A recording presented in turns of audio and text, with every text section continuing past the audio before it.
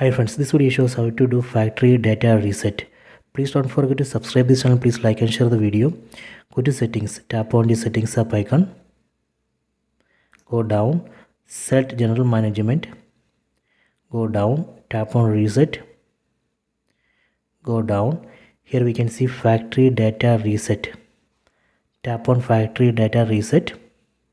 Tap here. Then tap on reset. Here we should be careful because this operation would delete all data from phone.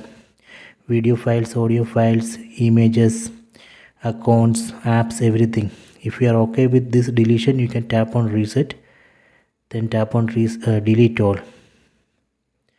So this way we can trigger factory data reset and delete all data. So I hope you have enjoyed this video. Please check it.